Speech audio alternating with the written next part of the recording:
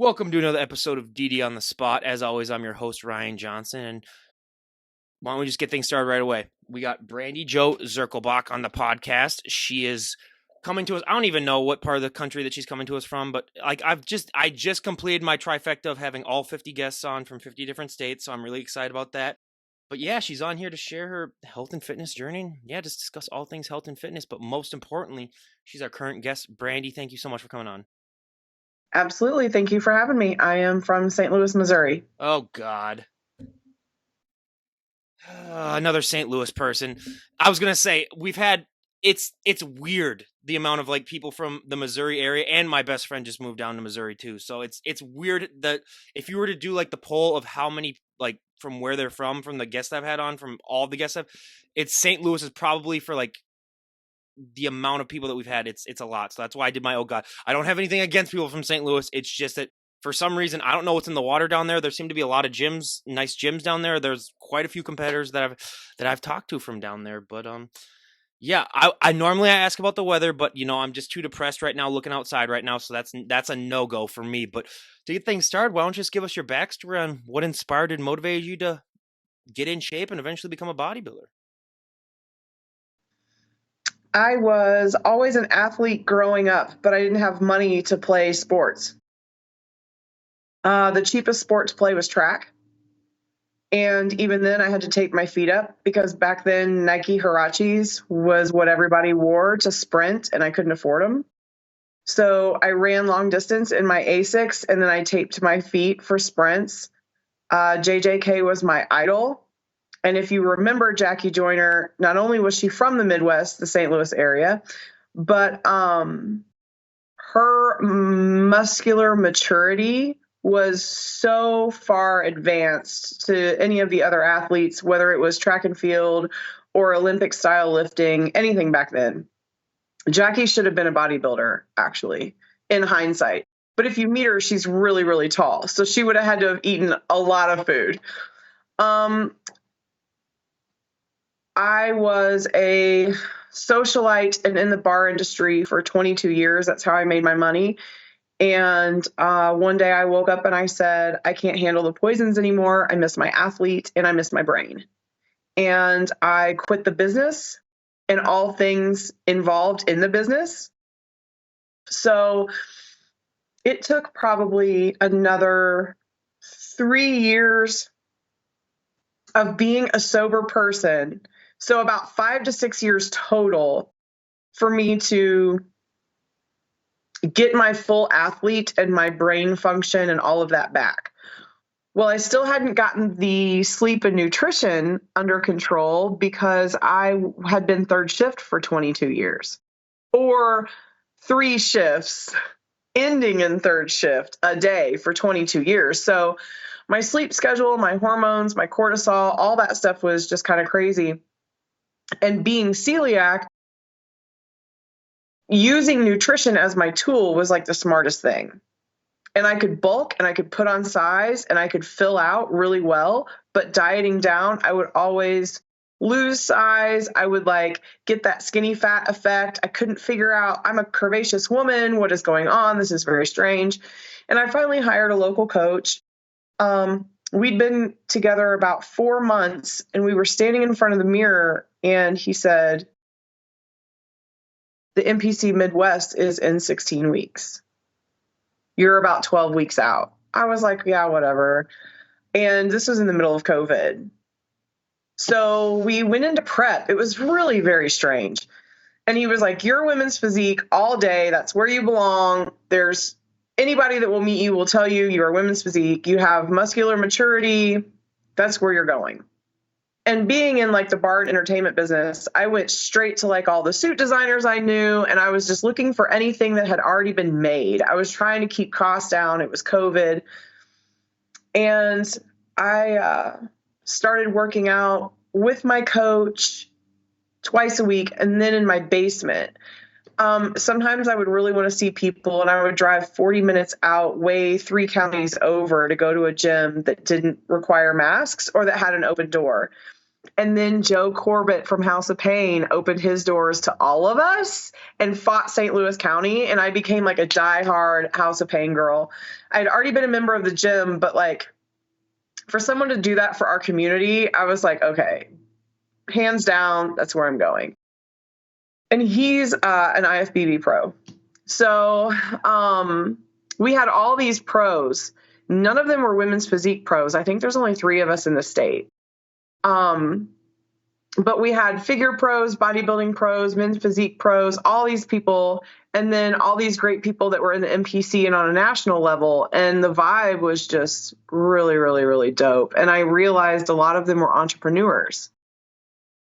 I myself am not a fitness entrepreneur. I am a real estate entrepreneur.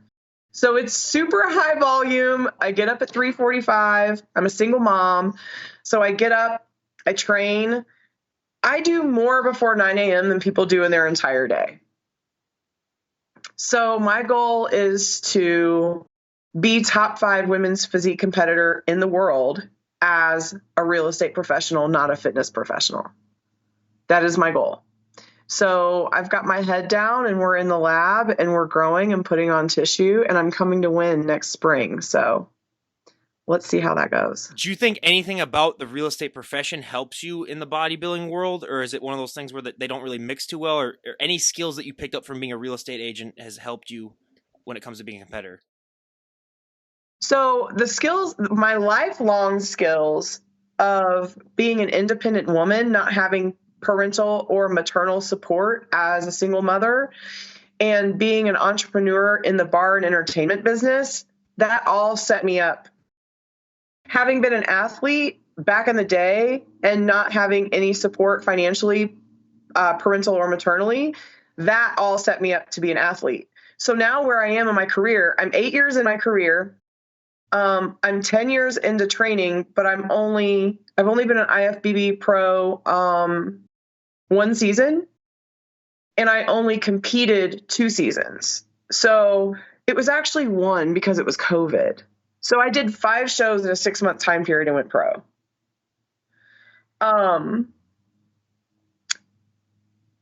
All of that overlaps. And I never wanted, so my Facebook has always been really strong. I never wanted my real estate people to see bodybuilding until I realized that they were like obsessed with it.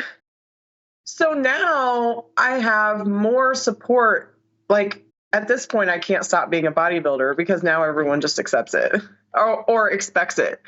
I've actually had clients and friends live stream it, go to my shows, the whole 9 yards. So it's really kind of crazy. And the relentless opposition that I face every day as a single mother, an entrepreneur, and an athlete it's all the same drive. So it's like that all or nothing, like, and they really suit each other. And then being able to like be an athlete, one day you look homeless and the next day you look like a celebrity. Real estate is the same way. And so is being a single parent. So, I can come put together and I can make homeless look really good at the same time. Hey, I never heard it put that way, but hey, you hit the nail right on the head right there Yeah, absolutely. Yeah. That is awesome.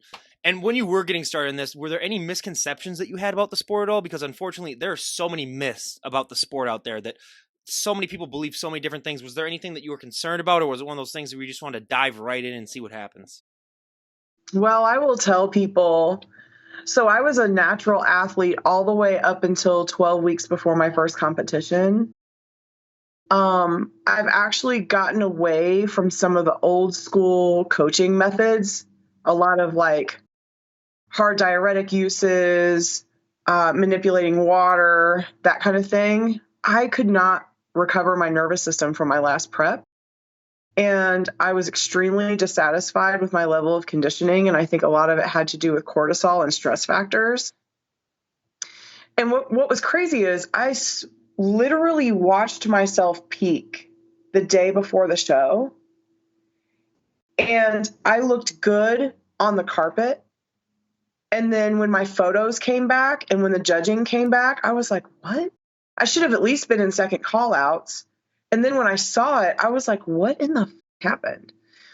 And it didn't not look like me. It looked like me. My shape was there, the lines were there, but it was this strange, like, smoothness. And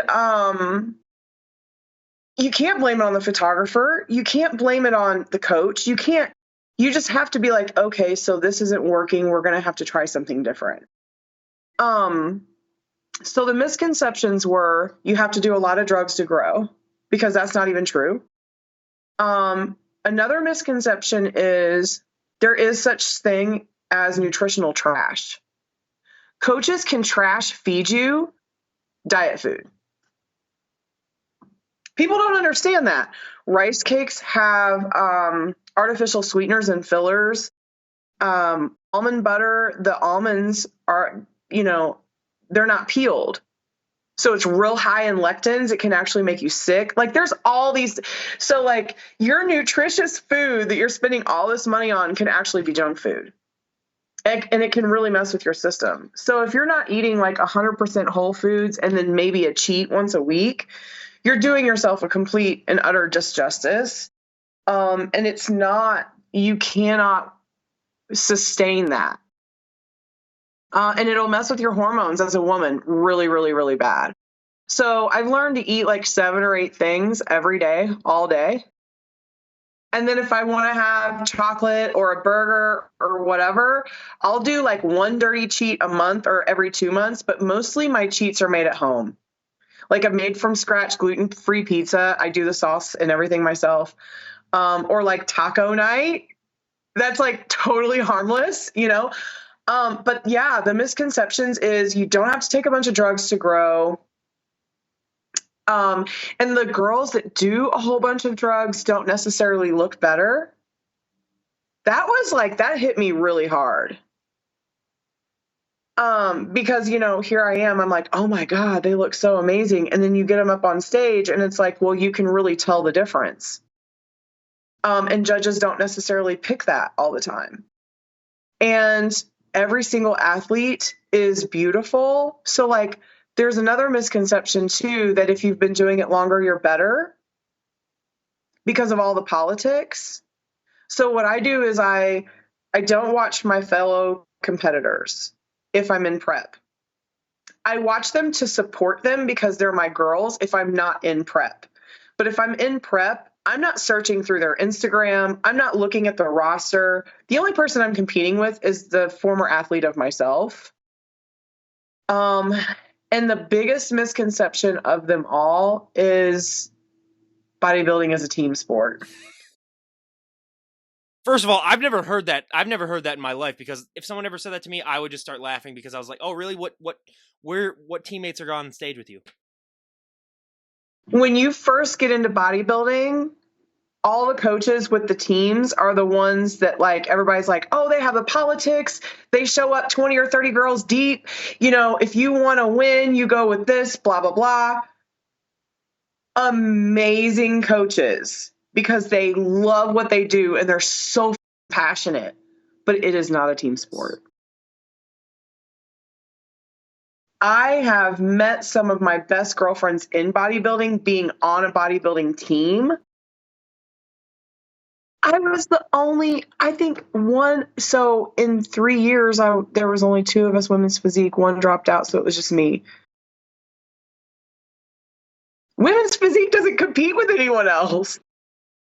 I'm still by myself. I'm still, I like it because it's an independent sport. So to try to tell myself anything other than that is completely fictitious. And I love your question. In women's physique, your routine, girls, don't kill yourself. Don't kill yourself about your routine. You better be in that top 5, honey, because you will be so disappointed. It will ruin your day that you didn't get to do the routine more than the stress you give yourself on learning the routine. Just get up there and have fun. Yeah, as we can tell just from the way that you've answered that, this is so much more of a mental sport too than it is a physical sport, which a lot of people do not understand the mental games that come along with it. Where, I mean, you can be in the best shape of your life. And I always tell this to people. A lot of times, like when you're getting these reactions from people saying, "Oh my God, you look amazing," they have no idea the mental strength that has come along with it as well. But what has been this mental journey like for you? So the mental fortitude comes when comes when your pineal gland is completely open, comes when the dieting has put you in another orbit of life. You're no longer food focused and you're driven in such a different way. I have more epiphanies and I have more value to give my business and to give my self development journey in the last 12 weeks of prep than any other time. Um, if you do become food obsessant, you have got to find something else to obsess over. Your adrenaline is super, super high at that time, and you're very, very, very vulnerable to injury.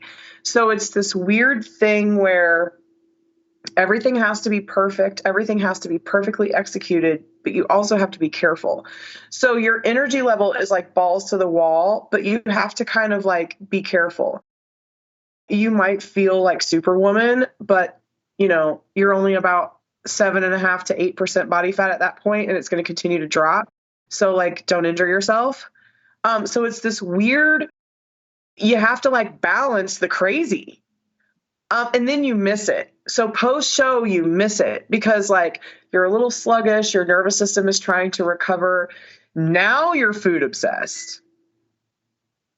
So I think probably 6 weeks before the show is my ultimate favorite. That 6 weeks in. Which is hilarious because most of the guests I've talked to, the vast majority, yeah, they would never say that look that they present on stage is their favorite look. That's every single guest I've ever talked to. It's always like before stage or it's a few weeks in your prep because like, yeah, let's be honest, when you have the paper thin skin and then you have sort of like the skeleton face, it's like not that many people really enjoy that look that much. Now, I will have to tell you, 6 weeks post show, when you're super full and you really look like a superhero, if I could stay there my entire life and then just diet down from there for stage, that would be ideal, which is what we're working on. So I'm working on that. I'm working on a complete body recomp right now. We're not even like, we're literally just weighing me to make sure I don't drop weight so that we can add food. And to have like ab lines and leg lines so deep in the off season, I'm actually sleeping for the first time in my life. Okay, we gotta talk about that right now then because I look at the eyes and look at the lines in my eyes right now. I need what are you doing? Well, I used to have to take ZQuil every single night, and That's yeah, mine. yeah, and it got to the point where it didn't work, and my kidneys were anyway. Supplementation, man. So I got off my thyroid medication. So I was taking thyroid medication even outside of prep. And I'm 42, so I'm kind of borderline there. It's a little early for that. So I got off all my thyroid medication and I got off all over the counter sleep drugs. And I upped my magnesium to over 2,200 milligrams a day. And then I added some other things too. So I'll tell you right now, if you just start with a magnesium, it'll change your life. You'll be less stressed. Your mind won't race as bad. Magnesium will change your life. There's other supplements too, but I mean, we could talk supplements all day. I probably take 30 a day. Oh yeah, that's a 10-hour podcast if we wanted to do that for Yeah. most guests. But Yeah, for sure. I mean, it's gotten to the point where I've almost wanted to ask some of my roommates, like, "Hey, here's a rock. Just don't hit me in the head hard enough with it. Just hit me enough to knock me out, just so I can finally fall asleep or something like that." But yeah, I like you am working late nights, so it's hard to. I've always said it's hard to go to bed when sometimes you're getting home when the sun's coming up. It's not. So funny thing. So alcoholics and people that work third shift, there's a hormone that releases in their brain that does not allow them to go into REM sleep. So what happens is your body wants the REM sleep so bad, all it can think about is REM sleep, REM sleep, and you never get into the dream org. So your body, this is the craziest shit. Your body actually daydreams, and it puts you in a psychosis. So you're half awake and half asleep. And that's why you forget stuff. That's why you have weird cravings that you can't control, like all these things. So if we could get our sleep under control, it'll actually change how we are awake. I mean, duh, right? But like, if you really think about it, how long have you been living half in, half out? Quite a while, yeah. Yeah, so you shouldn't be driving, you shouldn't be riding a bicycle, you shouldn't be lifting thousands of pounds. Like, people are actually walking the line every day and they don't realize it. Getting my sleep under control, I've actually been sleeping so good that I can't get enough sleep. That's a good problem to have. Yeah. I took a 20-minute nap the other day and then just got up and went on about my day. I haven't done that in the entire existence of my life. If I was ever going to take a 20-minute nap, I'd wake up like 5 days later. Yeah. I literally took a 20-minute nap and my eyes snapped back open. And it was like, oh, okay, Oh, for me, I don't take naps just because, first of all, I'm too energetic for them. And second of all, the feeling that you get when you wake up and you just don't know what year it is. And like, you're just like, where am I? It's this, what day it is. what day it is. You're like, So, did I sleep a week or whatever? And then you look at your phone. And you're like, yeah. oh, it's only been half an hour. Wow. Yeah. So start with the magnesium. 750 milligrams every single time you eat. Start there. I will give that a try, and I will let everyone know how that goes. But thank you for giving, because so many guests I talk to are like, "Oh, I don't sleep so well," and it's like, well, yeah, because you're getting up at like 3 o'clock and you go to bed at like midnight for some of these, especially as you get closer to your shows. But I mean, we got to talk genetics on this podcast because I hear this all the time from so many people, and I just want to strangle them. Oh my God, I want his arms, I want her abs, I want their back, and you're just like, you can train just like these people. You can eat just like them. You will not get the same results. Everyone's just built differently. Just it's unfair, but like I could do the same thing that Phil Heath does, and I'm not gonna look the same. It's just never gonna happen. But whenever someone first gets started working out, they always have that one body part that really, really takes off that they don't have to train as much. And then they have that one body part that just drags behind. They have to train to oblivion. What was one body part that took off for you, and what's been one body part that you've just had to drag behind? I am so trap heavy.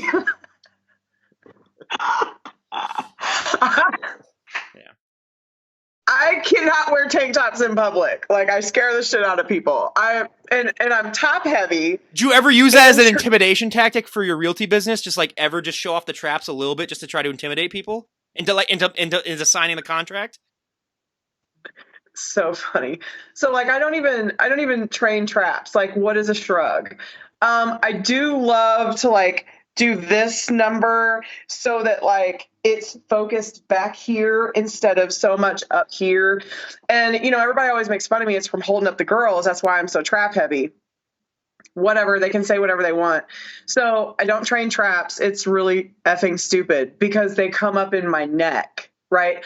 So the one part that I lagged so much, and I think this is because I was a track runner, I was all leg. I had to train my hips through really deep, really heavy leg presses. I didn't have hips. So my hamstring glute tie-in suffers more than anything. So I am currently doing more hack squats than you can count. And I have to use a mouthpiece, and it's really sexy, and I get real loud, and I spit everywhere and say words that I shouldn't repeat. And I do these crazy like leg press drop sets, and I psycho laugh. Like when I've trained so hard I'm about to puke and I'm like shaking everywhere, I uncontrollably giggle. Like I laugh, like it is hilarious. So first you think I'm dying and then I'm laughing. This shit's funny, but whatever, I mean, hey, when you're that, at least I'm having fun, right? honestly, like when you're that into it, it's it's hard to just not laugh every once Yeah. in a while and just be like, why am I doing this? But like, there's a reason why I'm doing this, and you're just it's got. But it's Nah, so good. Yeah, It's so good. yeah, absolutely. Have you ever thought like when you do eventually stop competing, you're just like, I'm just gonna train traps every single day and just see how freakishly I can get them? That's ridiculous. That'd be hilarious. Because like if you're that genetically blessed in one body part, like because like I have one guest who's like, don't even get me like their calves, because that's the number one body part for me that like just would never take off. That they stop competing and then they're like, I just do calf raises all the time just to see how big I can get them, just for a laugh. Basically, I'm like, okay, I guess. That's hilarious. I spoke at one of Jack and Ann to Tony. By the way, they're amazing. But one of their seminars, and Branch Warren was there. And he was sitting next to me. And I was like, dude, do you have to bring your calf game? And I wore heels every day for 22 years. It was part of my profession. I got calf game. Okay. He has tree trunks for calves. And I had so much calf envy.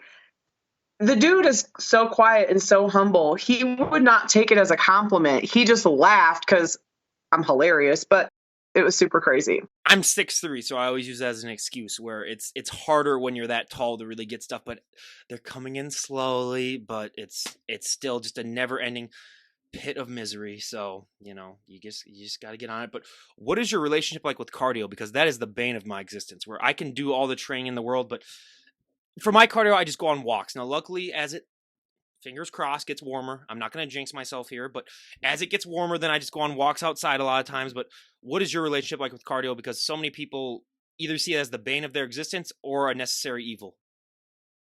So I love outdoor cardio of any kind. Love it. Treadmills and if there is not a Netflix episode that I can binge, I have to use iFit so that I'm like in the jungles of Brazil, because I get so bored so easy.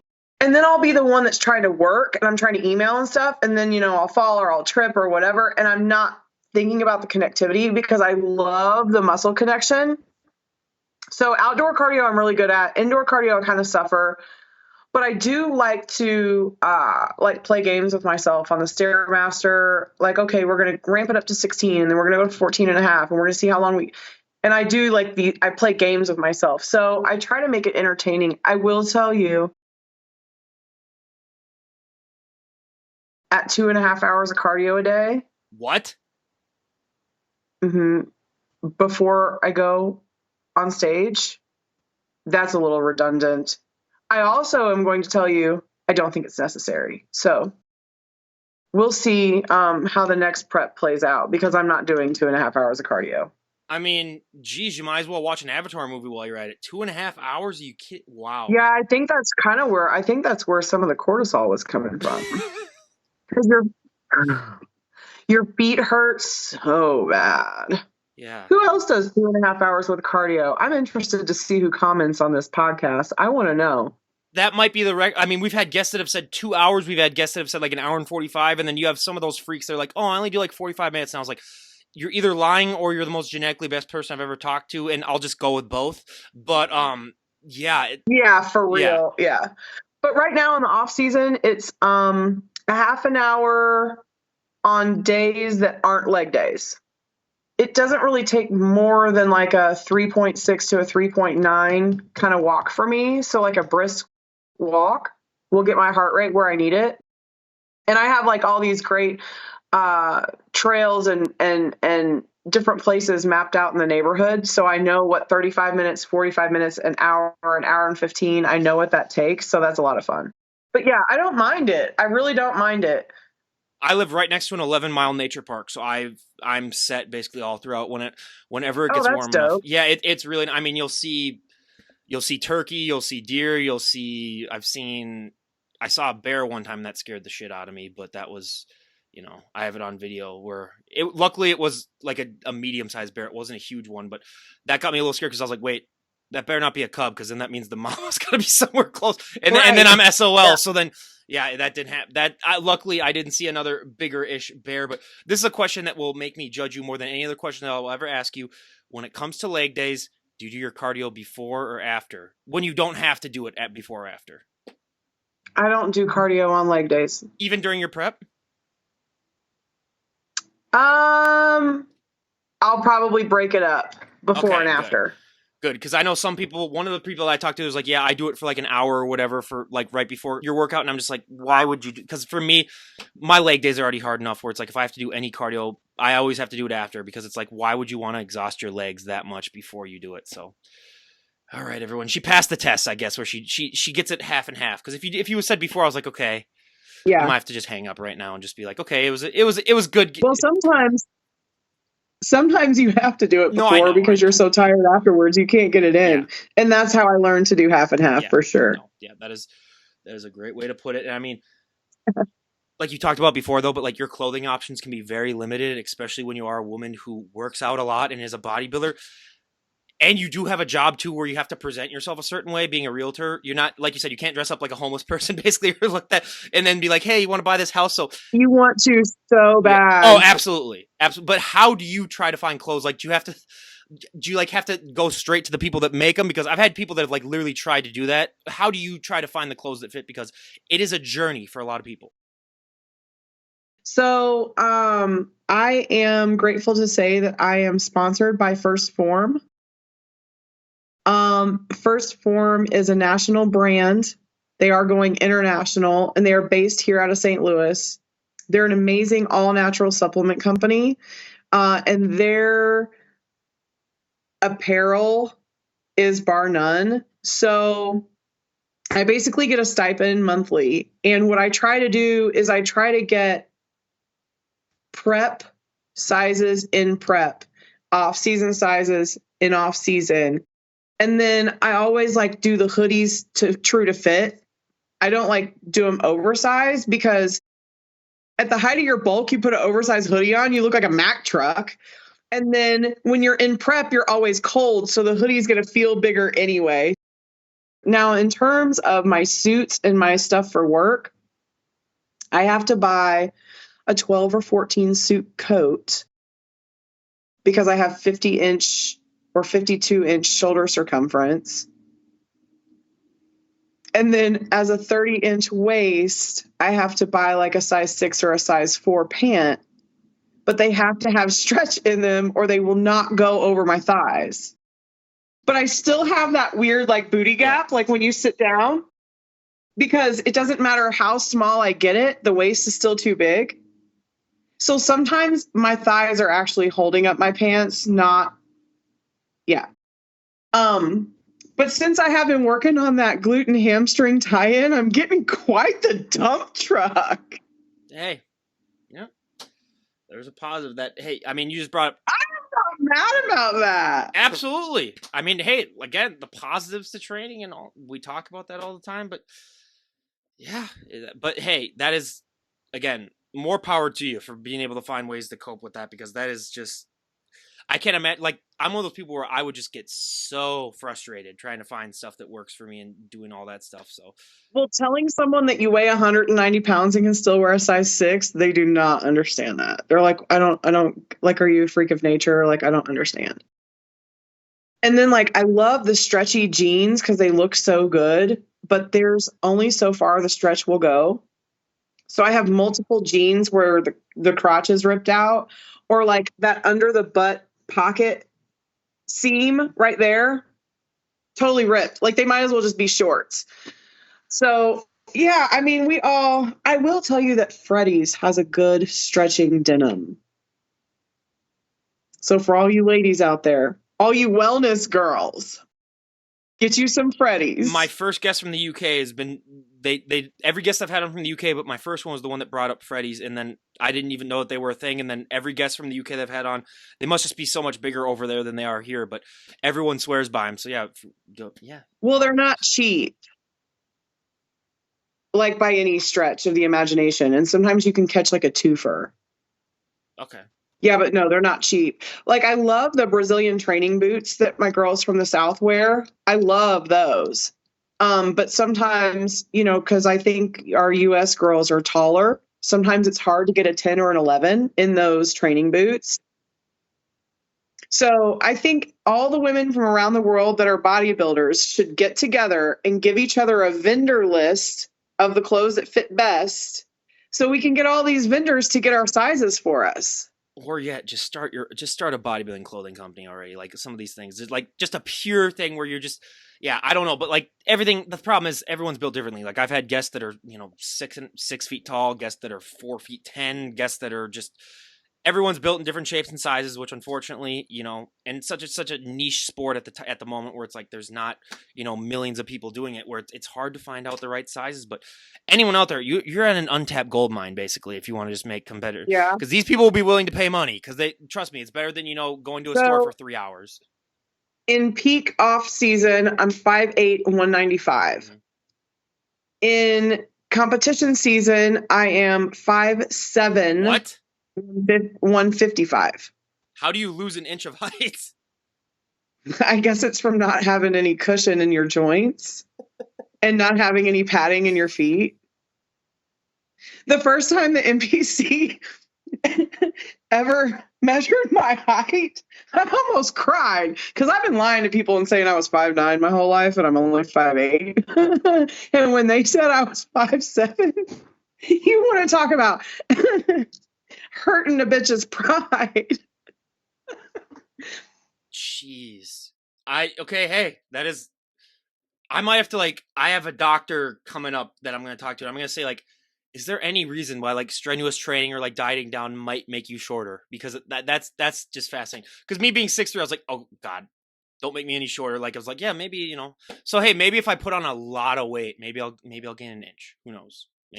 Maybe that's what we're talking about. Don't do that to yourself, because No, I thought 195 was too much. I thought I wasn't supposed to be more than 175. Yeah. But when I literally watched myself do a body recomp, I was like, oh my God, this is crazy. So this is what growing actually looks like. Because I thought anything over 175, that's your 30-pound mark. But my body naturally sits at 180, 182. So if you add any super supplements in, or if you add any carbs, it's going to add water weight. And I jumped right up to that 190, 192 spot. I actually looked better there than I did at the 180. So I really have to listen to my coaches, and I really have to trust, what they have in store for me. And I really appreciate all their insight, but I think I've finally nailed what works for me. So I'm excited to see what this next prep is going to look like. I mean, I'm at 210 right now, and I'll be at 190, 195 in the summer, or probably by about, late July, early August, just because I'll finally start walking and doing all that stuff. But yeah, it's just the weight fluctuations are crazy. But I do got to ask, because you are not the average looking woman. You walk out in public, even dressed the way you are right now, even though you're not, a day away from being on stage, you are going to get stares, just because it's human nature when they see something that's not of the normal, just be like, that's fascinating. What has that been like? And has it gotten easier for you as you've, done more and more shows? And I know you're only a few years into this, but has it gotten easier than when you first were getting those reactions? Or is it still one of those things where you're like, okay, this is kind of weird? I've had those reactions my entire life. It didn't have anything to do with bodybuilding. Now it just is amplified differently. So I've always been like that athletic, curvaceous, Marilyn Monroe-esque type of woman. And I see her portrait behind you. I think that's Marilyn Monroe. My friend Matt Schermeyer painted that for me. He's a local bodybuilder and an artist and a sculpturer. Okay. That's very good, actually. Yeah. Isn't that awesome? Yeah.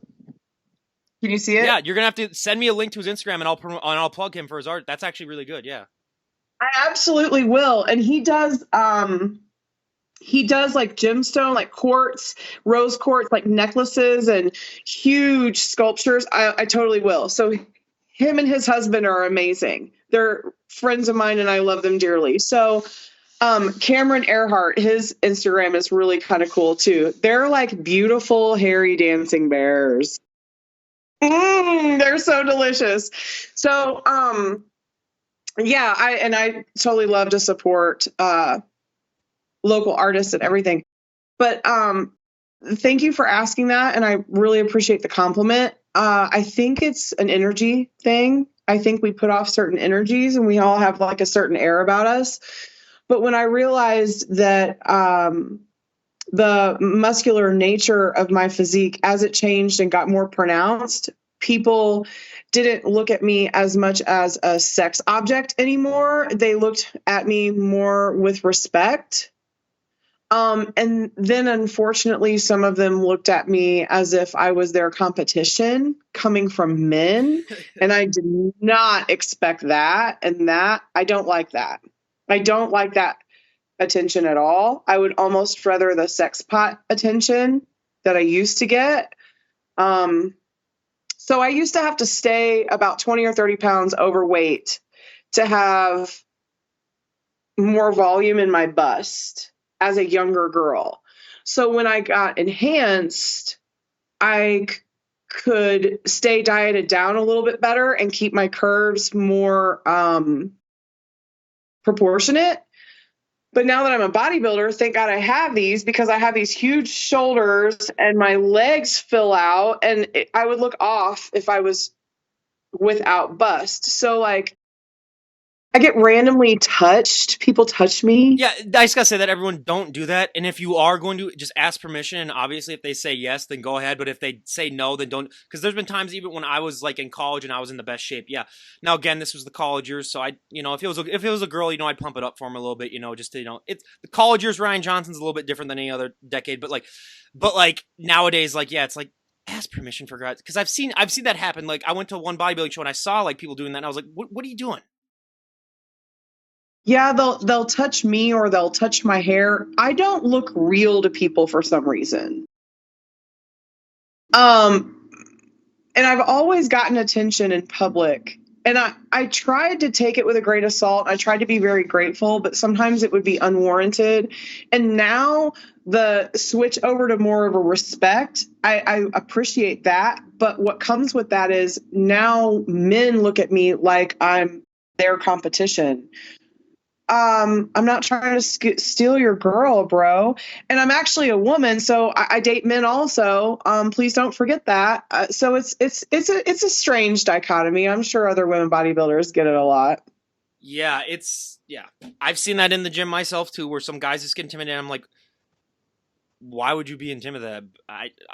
I'm just one of those weird guys, I guess, where I just don't find that intimidating at all, where I'm just like, yeah, let them do their thing. And not like, I've heard some guys, yeah, like some of my buddies, if they seen like a really like muscular girl in the gym, they're like, oh, what you trying to do? And I was like, first of all, it's none of your damn business, and second of all, who cares? Because as long as she's not coming over here and like roundhouse kicking you, or like literally just like beating the crap out of you for like no reason. Throwing weights at Yeah, you or if she's something. just throwing weight, then yeah, I understand that she might be intimidated. But it's like, if she's doing nothing, then it's like, yeah, I was like, I've yet to see a woman cross that line and just randomly start throwing weights at guys. If that happens, then yeah, I'm on the guy's side. I'm on the team guy's side at that moment. But hey, it has not happened yet. So, but yeah, it's. I try to tell people too, my focus face is my focus Yeah. face. Like if you would actually speak to Do you have me, an I Do you have love an to RBF? smile.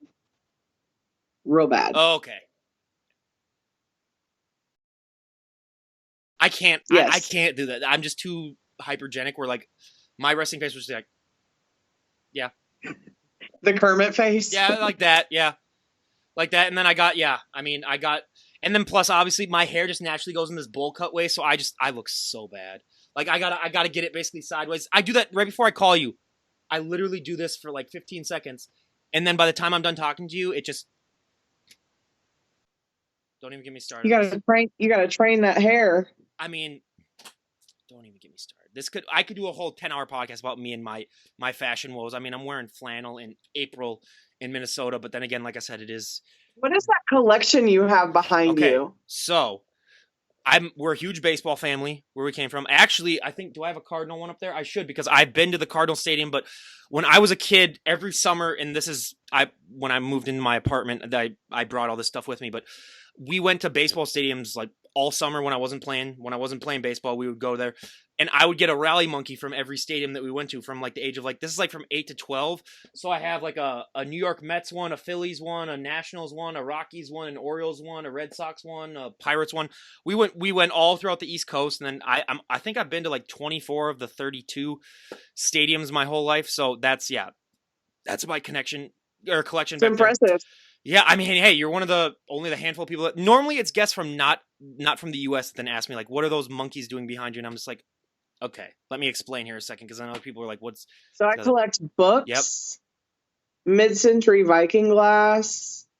My entire house is mid-century modern. Mid. It's all full of mid-century modern Okay, antiques. so what is mid-century Viking glass? Because I am descendant of Vikings myself, so that's fascinating for me. See this? Yeah, yeah. Oh, That wow. glass up there? Oh, okay, yeah. Why did they call it mid-century Viking? I thought when you said Viking glass, I was like, wait, did she actually get glass from like the Viking times? And I was like, oh, okay. No, Viking glass is the name of the art, Oh, okay. the glass, and the mid-century is the era that Yeah, it well, comes yeah. from. Okay, I'm just making sure. So Again, everything in my house is been made in the 1950s, everyone. including my house. Ooh, that's. I think Mm. that's around my house as well. I think we did a thing. It was either the 40s or the 50s. But again, everyone, I am sleep deprived as we can tell. So my knowledge is not that. Being that I have I'm a history minor and I also do a history podcast, I should have known that. But again, everyone, I'll We're blame the gonna have sleep. to work on your sleep, Yeah, so you're gonna have to let me know how that magnesium goes. exactly. But before we wrap things up, I'm always fascinated by tattoos. I've never gotten any myself, but you have tattoos on both your arms. What do they mean? Mm. Okay. Relentless Okay. opposition. So that's the textbook. That's the textbook definition of the word Okay. perseverance. And then I have roses with spider webs Okay. on each side. So about my tattoos is if I have one on one side, I have one on the other. So I have tattoos behind my ears. One is a straight edge X, showing my commitment to being a straight edge person. And the other one is an anchor. I want to keep myself strong in my sobriety. And then I have hard work tattooed on the back of my legs.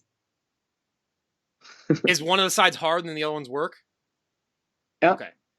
Out of all the tattoos Mm-hmm. that you gotten, what was the most painful one to get? Probably the one on my upper neck. Okay. It says hatred, fuel to my fire, motivation. Ugh, yeah. The more they hate, the more I motivate. Remember Yeah. that old T.I. song? Yep. It's T.I. lyrics from 2000. There's a bone at the bottom. Ugh, yeah. Yeah, that really hurt. Mm-hmm. Yeah. But this one right here, like in my Yeah. armpit, look at those guns. What am I doing? But yeah, like down in here, that wasn't fun. Yeah. Yeah. Hey, I mean, I've never gotten a tattoo myself. I might get one eventually, but yeah, I've always been fascinated by people that have tattoos and Can we do this again? Oh yeah, that right there. yeah. Hey, you can show it off all you want. I don't care. Hey, you work that hard. Hey, you should be able to show it off whenever you want to. But I can't even see myself. The little window is oh so small. yeah. Trust me. When this gets released, you'll be seeing it like how you see me. Which I apologize for that. First of all, that you had to look at me like this close for that long a period of time. Like I said, the biggest compliment I've ever gotten was that you have the voice of radio, but you have the voice of radio, not the face of radio, or not the. I know, whatever that is. But anyway, You got to give yourself some more credit. I was going to use my laptop webcam yeah. so that I could see myself better. And I have this great Z Fold phone. So if I double clicked it, I could see myself all the way. But if you could tell earlier, I was trying to finish up the last couple of emails while we were talking. Oh, I could tell. I was like, no, I'm not gonna lie, everyone. So before we started recording, I was like, oh, okay, is like she busy with something? And then as soon as we started talking, I was like, okay, yeah, she's.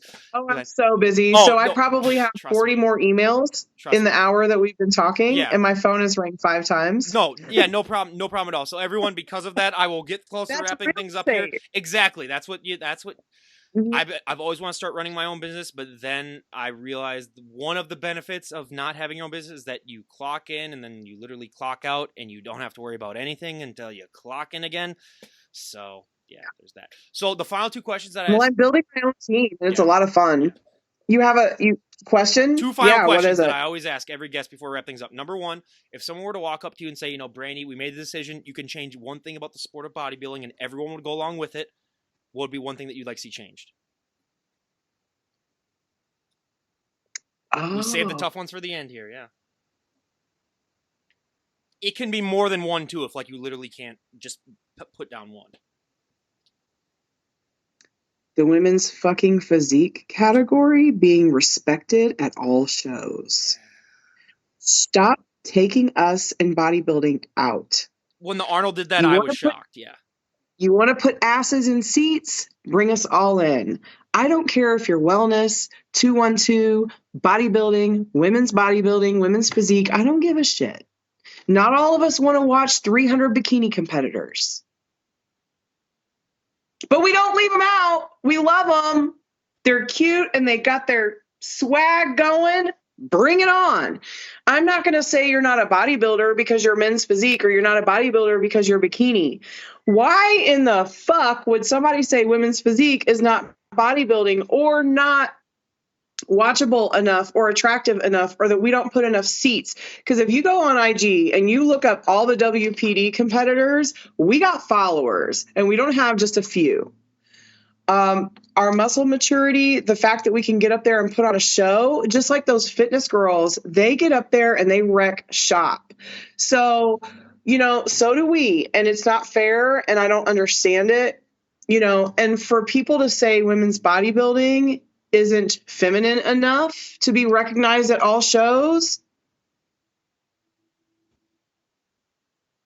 you're pussies. Those are big, beautiful women, and they have worked their fucking asses off.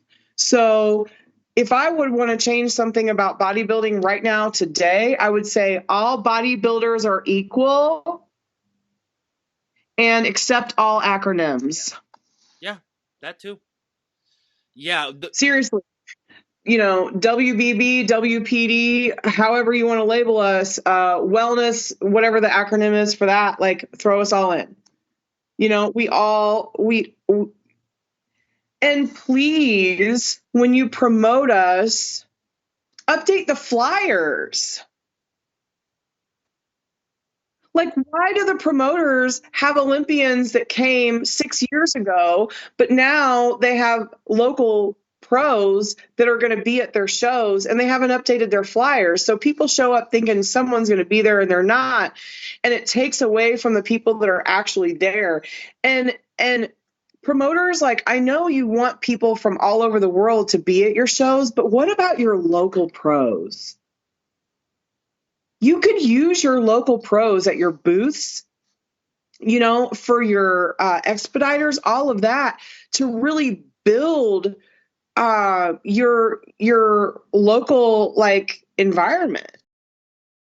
Yeah, I mean, there are a lot of things that I would personally, change myself if I had that. But yeah, it's great. And I mean, again, Brandi Jo, I cannot thank you enough for coming on and sharing your journey with us. I mean, it was an absolute delight to talk to you. And everyone, go and check out her Instagram page. Go and check out her just transformation. It's really impressive and it's inspiring, and it will inspire a lot of people, I think, to get off that couch and stop eating all those Twinkies. But again, thank you so much for coming on and sharing your journey. I really appreciate it.